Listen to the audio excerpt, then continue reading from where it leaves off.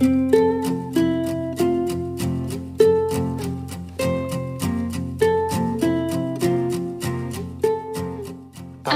warahmatullahi wabarakatuh. Welcome to 107.8 MHz Radis FM, The Education and Entertainment Radio. Hai Radiser, balik lagi nih. Kalau bukan sama kita yang kece ini, siapa lagi kalau bukan Vina dan Risa dalam acara Podcast Radis. Di sini kita bakal nemenin kalian selama kurang lebih 15 menit untuk membahas tentang ragam manfaat mol bonggol pisang.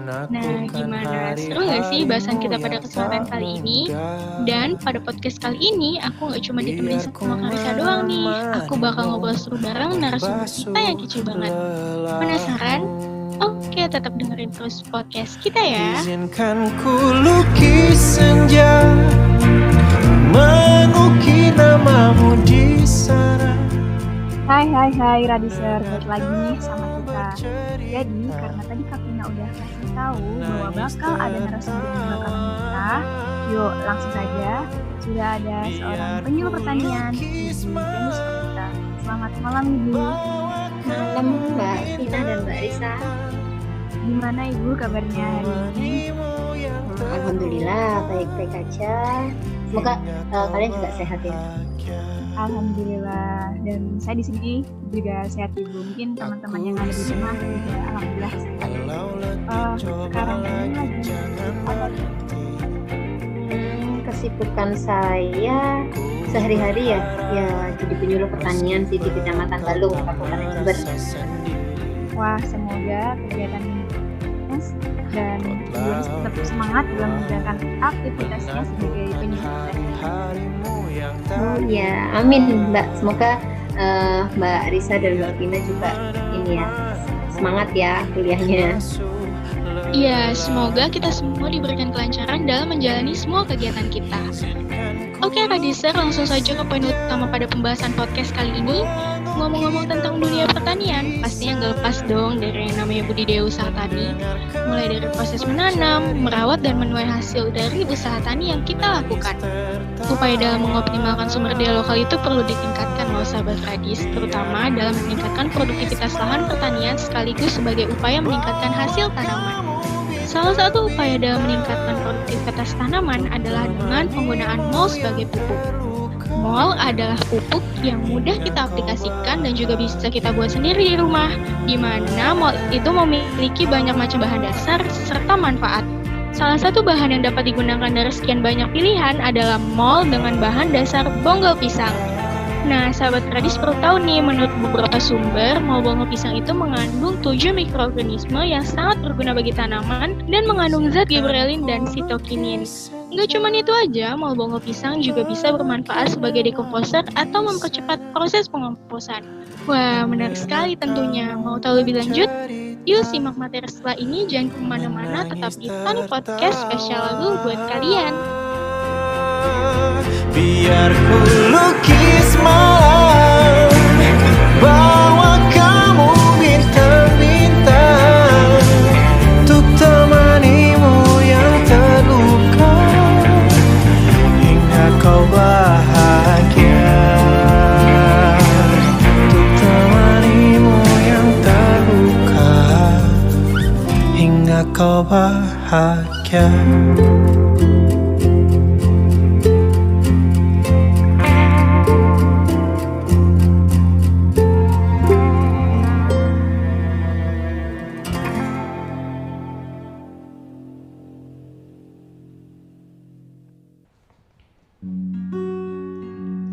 Halo, kembali lagi Radiser yang ada di rumah, mungkin yang mendengarkan podcast kali ini. Langsung aja kita tanya lebih lanjut kepada Ibu Ganis, karena kita sudah sangat penasaran nih Ibu mengenai mol itu seperti apa. Kalau boleh tahu Ibu, mol itu seperti apa sih Ibu? Kurang lebih yang disampaikan Mbak Vina tadi sudah pas ya. Cuman saya coba melengkapi. Jadi mol atau mikroorganisme lokal ini merupakan mikroorganisme bisa dimanfaatkan sebagai starter dalam buatan pupuk organik, baik itu padat maupun pupuk organik cair. Kemudian larutan mol ini berasal dari hasil fermentasi bahan-bahan alami di lokal setempat atau di lingkungan sekitar kita. Gitu. yang mana bahan-bahan alami tersebut disukai mikroorganisme sebagai media hidup dan berkembang. Bahan-bahan alami ini contohnya nasi, kemudian sisa sayuran, sisa buah-buahan, keong, bonggol pisang, dan lain sebagainya.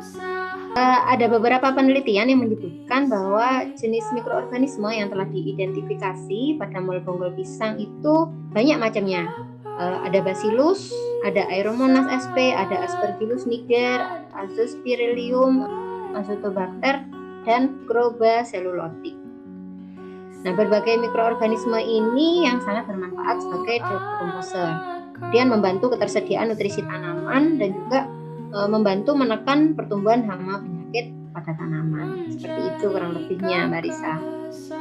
Wah, banyak banget ya Ibu manfaat dari tanaman yang digunakan sebagai mol ini nanti. Biasanya pembuatan mol lebih menggunakan bahan dasar seputar sayuran. Padahal pada kenyataannya pembuatan mol juga bisa digunakan dengan menggunakan bonggol pisang yang bisa ditemukan di sekitar rumah kita.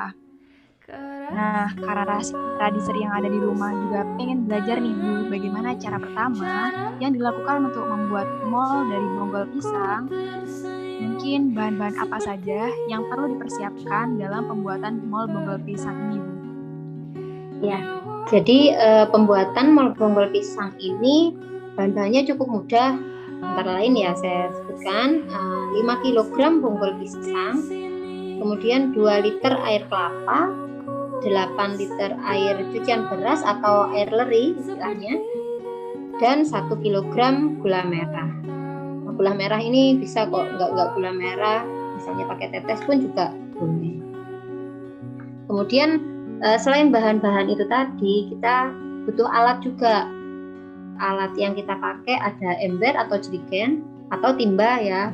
Kemudian yang kedua ada selang plastik, mungkin diameternya sekitar 0,5 senti itu. Kemudian yang ketiga ada sendok, maka nanti kita untuk mengaduk dan sebagainya bisa ke pengaduk. Kemudian ada juga botol bekas minuman, seperti itu. Nah, Radiser, mudah banget gak sih dicari alat dan bahan yang diperlukan? Sembari teman-teman mendengarkan podcast ini, bisa loh kalian catat apa saja yang diperlukan dalam pembuatan mol bonggol pisang buat nanti diperhatikan di rumah dan diaplikasikan ke tanam yang sahabat Radis tanam. Sebelum lanjut, kita bakal dengerin sepenggal lagu nih, biar kita tambah semangat.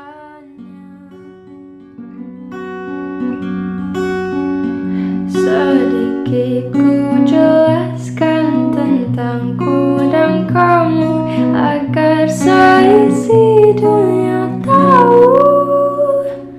Keras kepalaku sama denganmu, caraku marah, caraku tersenyum, seperti detak jantung yang bertaut.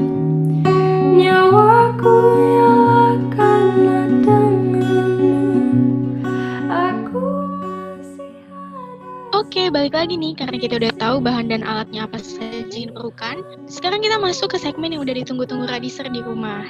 Jadi, untuk langkah pembuatan mol bonggol pisang ini seperti apa ya, Bu? Ada beberapa tahapan untuk kita membuat mol bonggol pisang. Yang pertama, bonggol pisang tadi kita rajang atau kita haluskan. Lalu kita masukkan ke wadah, bisa ember, timba, atau jerigen tadi ya. Kemudian air leri dan air kelapa tadi kita masukkan. Yang selanjutnya baru gula merahnya kita masukkan dan kita aduk rata. Nah, setelah kita aduk rata, timba tadi kita tutup, kemudian beri lubang udara dengan cara memasukkan selang plastik yang dihubungkan dengan botol berisi air. Jadi, tutup timba ini diberi lubang dengan diameter yang sama dengan selang tadi. Selang ini dimasukkan ke dalam lubang tersebut, tapi jangan sampai menyentuh kelarutan mol dalam timba. Ujung selang satunya dimasukkan ke dalam air pada botol air nanti. Yang terakhir disimpan selama kurang lebih 15 hari. Nah, setelah 15 hari buka tutupnya dan disaring. Kemudian mol baru siap dimanfaatkan. Wah, benar banget ya Bu, cukup mudah dilakukan kan Radiser? Apalagi bahan-bahan yang diperlukan juga mudah ditemukan dan tentunya pasti ada di sekitar rumah sahabat Radis. Nah, untuk langkah terakhir tadi nih Bu, kita juga masih bingung nih, nanti kalau sudah 15 hari disimpan, langkah selanjutnya untuk mengetahui mall bonggol pisang sudah siap diaplikasikan atau sudah berhasil dibuat itu nanti dicirikan seperti apa nih Bu? Jadi begini Mbak Vina, ini kan fermentasi ya. Setelah tahap per tahap dilakukan, gimana nih mall bonggol pisang udah jadi apa belum? Kita bisa mencium baunya nggak jauh beda sama baunya tape, kurang lebih seperti itu, atau kayak hampir kayak alkohol ya, jadi hasil fermentasinya. Wah, jadi salah satu ciri keberhasilan dari pembuatan mall bonggol pisang ini yaitu baunya ya teman-teman. Ketika sudah mengeluarkan bau seperti tape atau alkohol dan warnanya coklat, berarti mall yang telah dibuat sudah berhasil.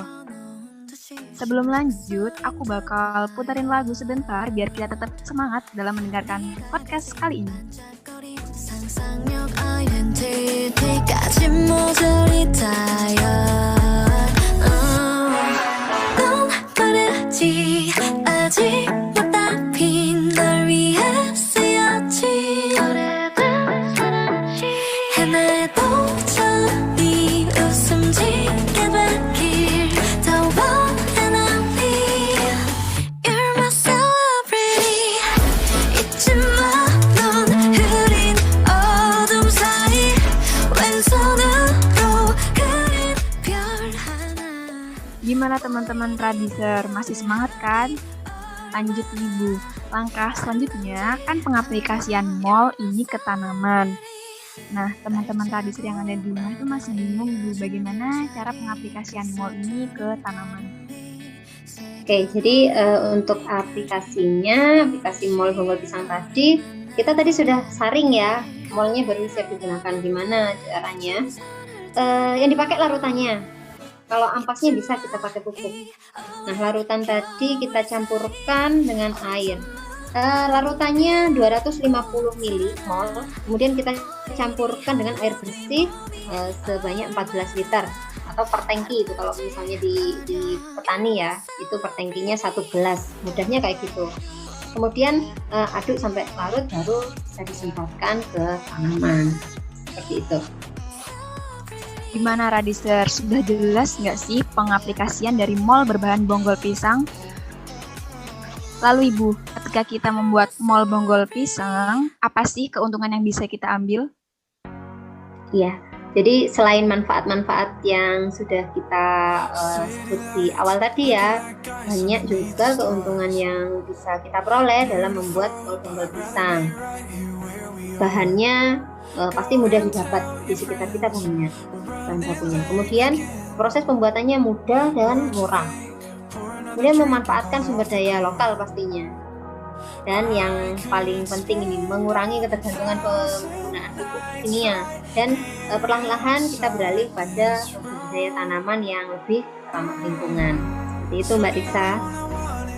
Wah, banyak banget ya keuntungan dari mall bonggol pisang ini yang tentunya tidak merusak lingkungan karena bahan-bahan yang digunakan merupakan bahan organik.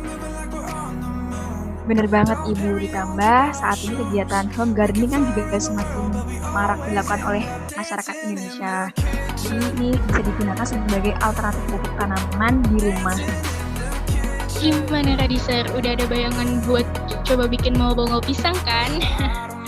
Gak kerasa nih Karisa, kita udah ngobrol panjang lebar mengenai mall bonggol pisang, mulai dari pengertian mall itu bisa terbuat dari bahan apa saja, lalu cara pembuatan mall bonggol pisang yang cukup mudah dilakukan di rumah, ciri mall yang sudah berhasil, cara pengaplikasian ke tanaman, serta tentunya keuntungan apa saja yang bisa didapat dari pembuatan mall bonggol pisang ini. Ternyata banyak juga ya Radiser yang sudah kita diskusiin pada malam hari ini. Semoga teman-teman yang di rumah bisa mempraktikkan pembuatan mall ini. Ditambah saat ini juga sedang liburan semester, mungkin bisa digunakan sebagai salah satu kegiatan pengisi liburan teman-teman. Sebelum kita akhiri diskusi kali ini, bakal ada satu lagu terakhir yang menemani kita di podcast kali ini. Dan stay tune teman-teman. Dancing in the kitchen.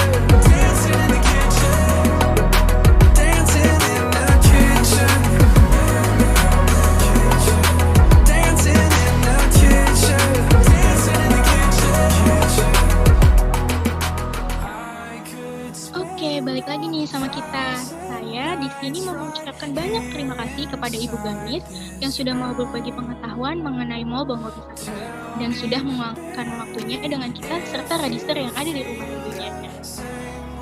Oke, sama-sama nih Mbak Risa dan Mbak Vina ya. Semoga teman-teman bisa mempraktekkan pembuatan Mall Bongo Pisang ini di rumah ya, demi pertanian kita nih yang ramah lingkungan. Oke Ibu, semoga diskusi kita kali ini bermanfaat untuk semua radiser yang ada di rumah. Saya, Vina dan Risa mengucapkan banyak terima kasih untuk semua pihak yang mendukung kegiatan podcast ini. Jangan lupa buat dengerin terus podcast kita. Sampai jumpa di podcast selanjutnya teman-teman. See you! Dancing in the kitchen.